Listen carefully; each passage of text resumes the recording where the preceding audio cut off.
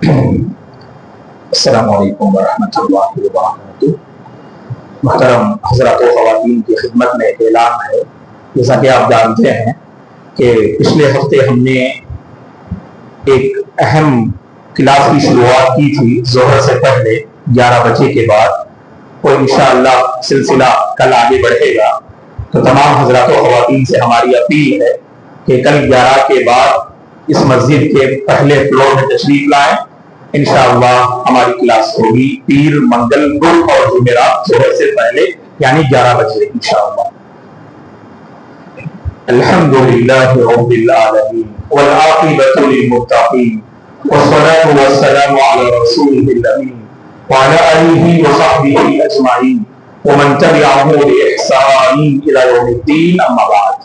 أعوذ بالله من الشيطان الرجيم، بسم الله الرحمن الرحيم۔ يسألونك عن الأنفال قل الأنفال لله والرسول فاتقوا الله وأصلحوا ذات بينكم ذلكم خير لكم إن كنتم مؤمنين۔ محترم بزرگوں، نوجوانوں، عزیز بچوں اور قابل احترام میری ماں اور بہنوں، آپ کے سامنے انشاءاللہ پہلے سورہ اعراف کی روشنی میں 2 مسئلے ہم بیان کریں گے، اس کے بعد سورہ انفال کا مختصر خلاصہ آپ کی خدمت میں انشاءاللہ ہم پیش کریں گے۔ ہر کوئی چاہتا ہے کہ اس کی دعا اللہ کے دربار میں قبول ہو۔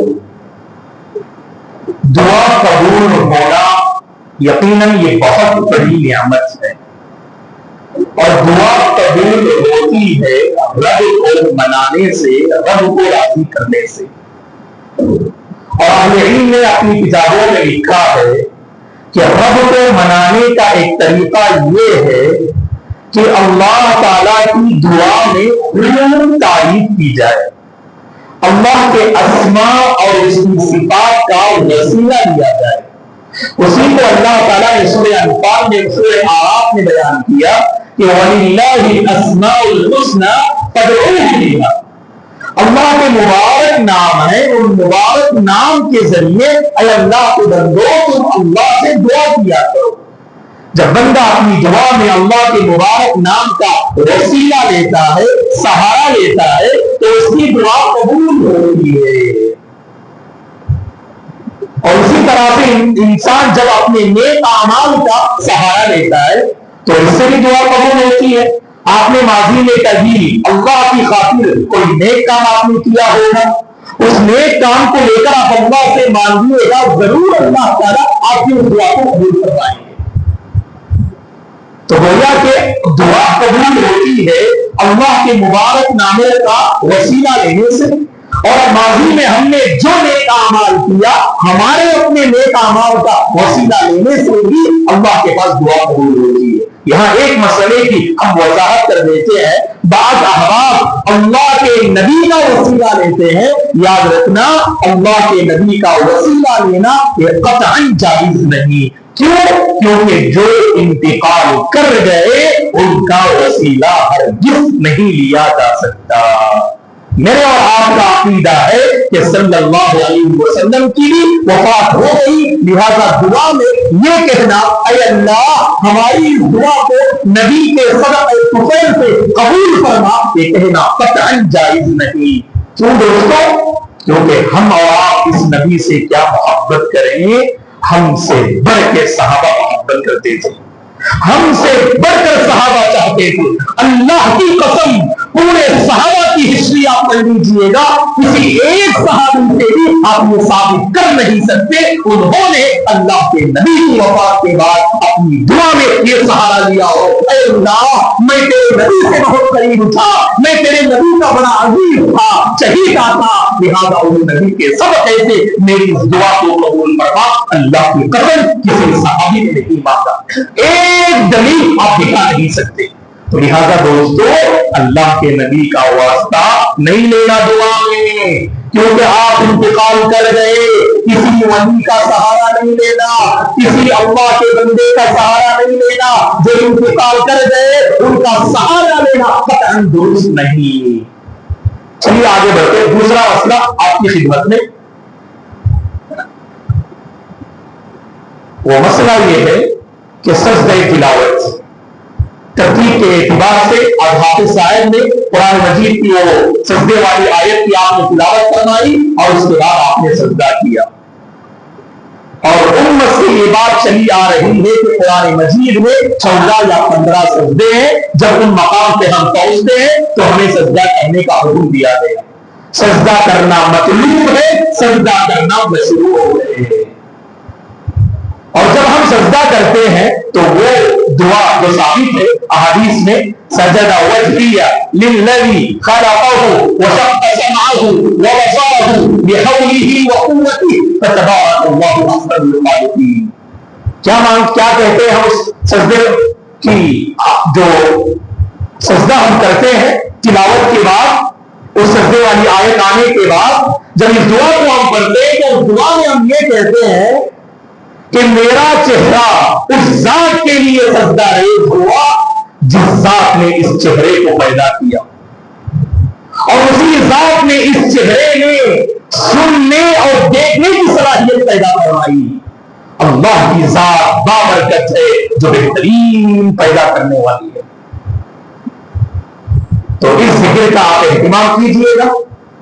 अब सवाल यह है कि अगर कोई बंदा सजदे वाली आयत को पढ़ा और ये सजदा ना किया तो क्या गुनहगार होगा? तो कहा कि वो गुनहगार नहीं होगा। एहतिमाम करना चाहिए, सजदा करना चाहिए, लेकिन किसी वजह से सजदा ना कर पाए तो गुनाह नहीं है, क्योंकि सजदा करना मुस्तहब है। क्या दलील? सही बुखारी की हदीस में आपके हवाले कर रहा हूं। एक मरतबा उमर बिन खत्ताब रज़ियल्लाहु अन्हु मिंबर पर आपने सूरह नहल की तिलावत फरमाई। जुमा का खुतबा दे रहे हैं, जुमा का खुतबा देते हुए आपने मिंबर पर सूरह नहल की आपने तिलावत फरमाई जो 14वें पारे में है। और जब सजदे वाली आयत पे पहुंचे हजरत उमर मिंबर से नीचे उतरे और आपने सजदा किया, और जो मस्जिद में जितने अहबाब थे सबने सजदा किया। अगले जुमा उसी मिंबर पर वही आयत करीमा पढ़ते हैं और लोग मुंतजिर होते हैं, अब नीचे उतरेंगे, आप सजदा करेंगे, लेकिन आपने सजदे वाली आयत को पढ़ा और नीचे नहीं उतरे और आपने सजदा नहीं किया। उम्मत को ये बताने के लिए कि सजदा करना बेहतर और अफजल है, लेकिन कभी किसी वजह से छोड़े तो कोई हर्ज नहीं। ये बात शायद आपको समझ में आ रही होगी। इसी तरह से एक बंदे जो कुरान मजीद लेकर बैठते हैं, उन्होंने 90 पारे को पढ़ा और करते करते 13वें पारे को भी पढ़ा, 14वें पारे को भी पढ़ा, 2-3 जो है सजदे वाली आयत आ गई। तो क्या हर बार अलग अलग सजदा करना चाहिए? अगर हर बार अलग अलग सजदा करते हैं तो बहुत बेहतर है, लेकिन पूरी तिलावत के बाद आपने एक मरतबा सजदा कर लिया 3-4 आयतों को मिलाकर, उसकी भी गुंजाइश है। और खासकर जो कुरान मजीद को याद करते हैं, सजदे वाली आयत को 1 से 2, 2 से 4, 10 से 20 मरतबा बार बार पढ़ते हैं तो हर बार सजदा करने की जरूरत नहीं। एक मरतबा मुकम्मल पढ़ लीजिएगा, 20 मरतबा पढ़ा, 30 मरतबा पढ़ा, मुकम्मल पढ़कर खत्म होने के बाद एक मरतबा सजदा कर लीजिएगा, काफी है दोस्तों। ये सजदा तिलावत के सिलसिले में कुछ बातें रही जो हमने मुनासिब समझा कि हम आपके हवाले कर दें। एक तो हम सजदे तिलावत करते हैं और एक सजदे शुक्र भी आप बजा ला सकते हैं कि जैसी आपको खुशखबरी मिली कामयाबी की, और साबित है अल्लाह के नबी को खबर मिली कि यमन वाले मुसलमान हो गए, अली रज़ियल्लाहु अन्हु ने वहां से खत लिखा कि यमन वाले मुसलमान हो गए, तो अल्लाह के नबी को जब खबर मिली फौरी तौर पर आप सजदे में गिर गए, तो सजदे शुक्र आप बजा ला सकते हैं। और इसी तरह से नमाज में कमी बेशी हो गई, गलती हो गई, भूल हो गई, तो सजदे सहू आप कर सकते हैं। सजदे सहू है, सजदे तिलावत है और सजदे शुक्र है। इन 3 सजदों के अलावा जो नमाज का सजदा है बस वही है। अलग से पर्टिकुलर आप सजदा करके दुआ करना ये कहीं साबित नहीं। जैसे बाज़ारा दुआ करते करते सजदा करते हैं, ये अमल मत कीजिएगा अल्लाह के रब को, हमारे नबी ने किया नहीं, सहाबा ने किया नहीं। आप दुआ कीजिएगा, लेकिन अलग से सजदे में दुआ करना ये साबित नहीं। जो नमाज का सजदा है उस सजदे में आप खूब मांग सकते, अल्लाह से दुआ कर सकते, नमाज के तशहुद में आप मांग सकते, लेकिन अलग से सजदा करके मांगना ये साबित नहीं। चलिए आगे बढ़ते हैं। सूरह अनफाल में जब हम दाखिल होते हैं تو سورہ انفال کی تقریباً آیات کریمہ میں اللہ تعالیٰ نے جنگ بدر کا واقعہ بیان کیا، اور اس سلسلے میں چند باتیں اس سے پہلے بھی ہم نے آپ کو بیان کی ہے۔ یعنی اللہ کے نبی مدینہ تشریف لانے کے بعد آپ پر جنگ کا حکم نازل ہوا، تو سب سے پہلی جنگ سن 2 ہجری میں مسلمان اور کفار کے درمیان جو بدر کے مقام پر لڑی گئی اسی کو جنگ بدر کہا جاتا ہے۔ یہ وہ عظیم جنگ ہے جو اسلام کی پہلی جنگ ہے۔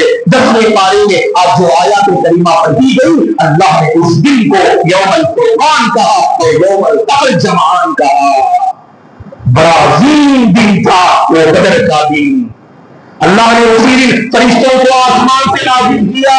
اللہ نے اس صورت میں کہا فَلَمْ تَقْتُلُوهُمْ وَلَكِنَّ اللَّهَ قَتَلَهُمْ، کہ صحابہ اکرام میں سے بعض ایک کافر کو مارنا چاہتے تھے، آپ کی تلوار آگے بڑھنے سے پہلے ہی اس کا سر ٹک کر نیچے گر جایا کرتا تھا۔ یہ کون مار رہے تھے؟ یہ فرشتے مار رہے تھے۔ ایک واقعہ میں آپ کے حوالے کرتا ہوں، دیکھیے گا، صحیح مسلم کی حدیث سے۔ ایک انصاری صحابی ایک مشرک کا پیچھا کر رہے تھے اپنی سواری پہ بیٹھ کر، اور وہ مشرک اپنی سواری پہ بیٹھ کر دوڑ لگا رہا تھا اور یہ اس کا پیچھا کر رہے تھے۔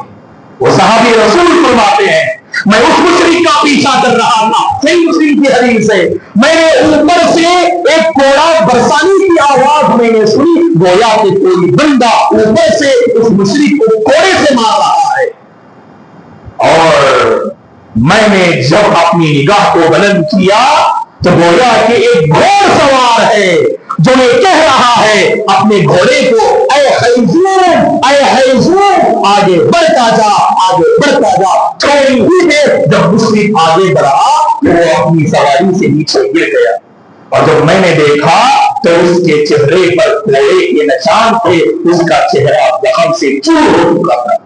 میں اللہ کے نبی کی خدمت میں دوڑتا ہوا آیا اور میں نے یہ واقعہ بیان کیا تو اللہ کے نبی نے فرمایا کہ تیسرے آسمان سے فرشتے نازل ہوئے تھے، اور حیزوم کے بارے میں امام نووی رحمۃ اللہ علیہ فرماتے وہ اس فرشتے کے گھوڑے کا نام تھا، جس گھوڑے کو فرشتے پکڑے ہوئے تھے اس گھوڑے کا نام حیزوم تھا، اور اسی فرشتے نے اس مشرک کے چہرے پر کوڑا مارا جس کی وجہ سے مشرک سواری سے نیچے گر گیا۔ ایک اور واقعہ علماء نے لکھا ہے، مسند احمد کی حدیث ہے، عباس بن عبد المطلب جنگ بدر میں ابھی حالت کفر میں تھے، وہ بعد میں اسلام قبول کرتے ہیں، اللہ کے نبی کے بڑے عظیم چچا ابھی حالت کفر میں ہوتے ہیں۔ ایک پست قد صحابی، اس حدیث کے الفاظ میں آتے ہیں ایک ایسے صحابی جو پست قد تھے، وہ عباس بن عبد المطلب کو پکڑتے ہوئے گرفتار کرتے ہوئے جنگ بدر میں اللہ کے نبی کے پاس لاتے ہیں۔ عباس نے کہا رضی اللہ عنہ جو ابھی حالت کفر میں تھے، انہوں نے اپنے بھتیجے سے کہا کہ اے محمد اس نے مجھے گرفتار نہیں کیا ہے، مجھے جس نے گرفتار کیا تھا وہ بڑا خوبصورت تھا اور ایک سفید گھوڑے پہ سوار تھا، اور وہ بندہ مجھے یہاں نظر نہیں آ رہا ہے۔ اللہ کے نبی سے اس صحابی رسول نے کہا نہیں اللہ کے نبی میں نے اسے گرفتار کیا ہے، تو اللہ کے نبی نے کہا اب خاموش رہیے گا، اللہ تعالیٰ نے ایک معزز فرشتے سے تمہاری مدد فرمائی ہے۔ واقعی عباس بن عبد المطلب کو جنہوں نے گرفتار کیا تھا وہ صحابی رسول نہیں تھے بلکہ ایک معزز فرشتے تھے۔ تو اس سے معلوم ہوا اس جنگ میں اللہ تعالیٰ نے فرشتوں کے ذریعے مسلمانوں کی مدد فرمائی۔ اس جنگ کے 2 بڑے مسئلے ہوئے۔ جنگ ختم ہونے کے بعد جنگ ختم ہوئی، اللہ نے زبردست کامیابی دی، 70 کفار مارے گئے، 70 کفار قیدی بنائے گئے، صرف 14 مسلمان شہید ہوئے، 6 مہاجر صحابہ تھے اور 8 مدینے کے رہنے والے انصار صحابہ تھے، تو 14 صحابہ اس جنگ میں شہید ہوئے، 70 مشرک مارے گئے اور 70 مشرک قیدی بنائے گئے۔ جنگ ختم ہوئی، 2 بڑے مسئلے آ گئے، 2 بڑے مسئلے آ گئے۔ پہلا مسئلہ کیا تھا؟ مال غنیمت کے بارے میں۔ جنگ ختم ہونے کے بعد ان کفار مشرکین کا بہت سارا مال میدان میں موجود تھا، اب اس مال کا کیا کیا جائے؟ یہ حکم تو نازل ہو چکا تھا کہ مال غنیمت اس امت کے لیے حلال کر دیا اللہ تعالیٰ نے، جب جبکہ پچھلی شریعت میں مال غنیمت کو اللہ نے حرام کیا تھا. جنگ ختم ہونے کے بعد مسلمان اپنا مال میدان میں لا کر رکھتے تھے, آسمان سے آگ آتی اور اس آگ کو اس مال کو کھا کر ختم کر دیتی. مال غنیمت مسلمانوں کے حرام تھا, لیکن اس امت کے لیے اللہ نے اس مال غنیمت کو حلال کر دیا. اب مال غنیمت کے ساتھ کیا کیا جائے؟ صحابہ میں تھوڑا سا اختلاف ہو گیا. جنگ کے آخر میں صحابہ کی 3 حالت ہو گئی. صحابہ میں سے بعض وہ تھے جو مشرکین کو بھگا رہے تھے, بعض صحابہ میدان بدر سے, اور بعض صحابہ میدان بدر میں مال کو جمع کر رہے تھے, اور بعض صحابہ جو تیسرے تھے وہ اللہ کے نبی کو اپنی حفاظت میں لے رہے تھے تاکہ کوئی مشرک اللہ کے نبی پہ حملہ نہ کر دے. سمجھ میں آ رہی بات کہ صحابہ 3 حصے میں بڑھ گئے. بعض صحابہ مشرکین کا پیچھا کرتے ہوئے انہیں میدان بدر سے بھگا رہے تھے, اور بعض صحابہ مال جمع کر رہے تھے, اور بعض صحابہ اللہ کے نبی کی حفاظت کر رہے تھے. اب جب جنگ ختم ہو گئی تو ان صحابہ میں اختلاف ہو گیا. جن صحابہ نے اللہ کے نبی کی حفاظت کی انہوں نے کہا ہم زیادہ مستحق ہیں اس مال کے کیونکہ ہم نے نبی کی حفاظت کی ہے, اور بعض صحابہ نے کہا ہم زیادہ مستحق ہیں کیونکہ ہم نے مال کو جمع کیا, اور بعض صحابہ نے کہا ہم زیادہ مستحق ہیں کیونکہ مشرکین کو ہم نے مار بھگایا. ایسے آپس میں یہ لوگ بحث کر رہے تھے. اللہ تعالیٰ نے سورہ انفال کو نازل کیا, یسألونک عن الانفال قل الانفال للہ والرسول فاتقوا اللہ واصلحوا ذات بینکم واطیعوا اللہ ورسولہ ان کنتم مؤمنین. اللہ تعالیٰ نے اس سورت کی ابتدائی آیات میں کہا اے نبی یہ آپ سے مال غنیمت کے بارے میں پوچھ رہے, آپ ان سے کہہ دیجیے گا یہ مال غنیمت اللہ کے لیے ہے اور اس کے رسول کے لیے. اور پھر اس کے بعد والی آیات میں کہا وَاعْلَمُوا أَنَّمَا غَنِمْتُم مِّن شَيْءٍ فَأَنَّ لِلَّهِ خُمُسَهُ وَلِلرَّسُولِ وَذِي الْقُرْبَىٰ وَالْيَتَامَىٰ وَالْمَسَاكِينِ وَفِي السَّبِيلِ. اللہ نے کہا مال غنیمت کا جو 5واں حصہ ہے وہ حصہ اللہ اور اس کے رسول کے لیے, اور باقی حصے مجاہدین میں تقسیم فرمائیں گے. اللہ کے نبی نے اس کے بعد مجاہدین جو وہاں موجود تھے, جنہوں نے وہاں محنت کی, جنگ کی, اپنی طاقت کا مظاہرہ کیا, ان کے درجے کے حساب سے اللہ نے برابر اس مال کو تقسیم فرمایا. تو الحمدللہ مال غنیمت کا مسئلہ حل ہو گیا. ایک اور مسئلہ آیا کہ قیدیوں کے ساتھ کیا کیا جائے. 70 قیدی کو لے کے جا رہے ہیں, اب کیا کرنا ان قیدیوں کے ساتھ؟ صحابہ سے آپ نے مشورہ لیا. حضرت عمر نے کہا رضی اللہ عنہ نے 70 کو بھی ختم کر دیں گے. یہ 70 کے 70 کفر کے سو بنے ہیں جنہوں نے مکی زندگی میں ہمیں بہت پریشان کیا. اگر آج یہ چھوڑ دیں گے تو کل یہ بہت ہمیں پریشان کریں گے. اللہ کے نبی 70 کو ختم کر دیں گے. ابو بکر رضی اللہ عنہ نرم مزاج کے تھے, انہوں نے کہا کہ نہیں اللہ کے نبی ان کو ختم نہیں کرنا, آپ ان سے تھوڑا مال لے کر چھوڑ دیجیے.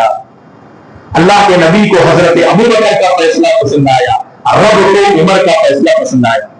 اللہ اکبر. دیکھیے اللہ کے نبی کو حضرت ابو بکر کا فیصلہ پسند آیا اور اللہ تعالیٰ کو حضرت عمر کا فیصلہ پسند آیا. اسی لیے حضرت عمر کو کہتے ہیں سبحان اللہ کہ حضرت عمر رضی اللہ تعالیٰ عنہ وہ شخصیت ہے جن کے بہت سارے فیصلے اللہ تعالیٰ نے قرآن مجید میں نازل کیے.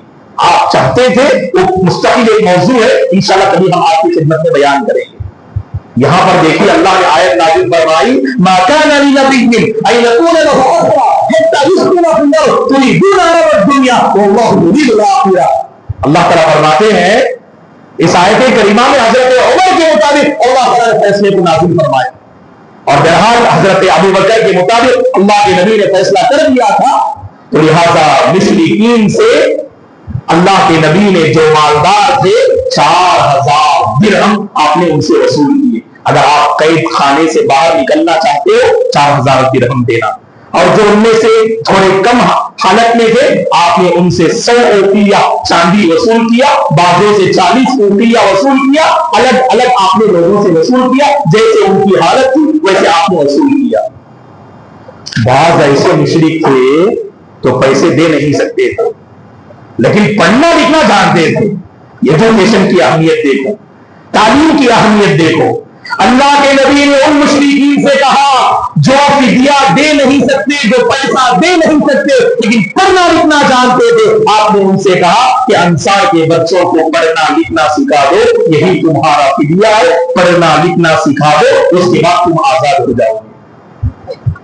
اللہ کے نبی کے ایک داماد بھی قیدی تھے، جو بڑے داماد تھے اللہ کے نبی کے، ابو العاص، وہ بھی قیدی تھے۔ تو آپ کی بیٹی زینب رضی اللہ عنہا نے اپنے شوہر کی خاطر وہ فدیہ دے کر بھیجتے ہیں۔ کیا فدیہ دے کر بھیجتے؟ اپنا ہار فدیہ دے کر بھیجتے، اور یہ ہار مائے خدیجہ کا ہار تھا۔ جب اللہ کے نبی کی نظر اس ہار پہ پڑی تو مائے خدیجہ آپ کو یاد آ گئی، مائے خدیجہ آپ کو یاد آ گئی، اور آپ کی آنکھیں نم ہو گئی اس ہار کو دیکھنے کے بعد۔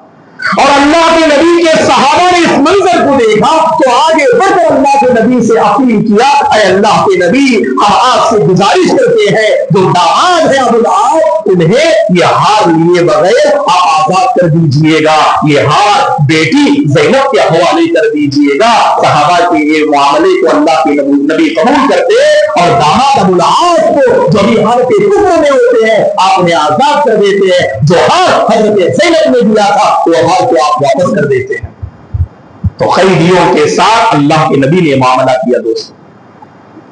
اور آخری بات یہ ہے جسے کہہ کر ہم اپنی گفتگو ختم کر دیں گے، اللہ نے سورہ انفال میں ایک آیت کریمہ کو بیان کی، جھنجھوڑ دینے والی آیت ہے، وہ ہمارے ایمان کو تازہ کرنے والی آیت ہے، اصلاح کے میدان میں ہمیں آگے بڑھانے والی آیت ہے۔ اللہ نے کہا وَاتَّقُوا فِتْنَةً لَا تُصِيبَنَّ الَّذِينَ ظَلَمُوا مِنكُمْ خَاصَّةً۔ یاد رکھنا اللہ کے بندو، جب اللہ کا عذاب آئے گا نا تو صرف اللہ کا عذاب مجرمین پہ نہیں آئے گا، گنہگار پہ نہیں آئے گا، نیک لوگ بھی اللہ کے عذاب کی زد میں آ جائیں گے۔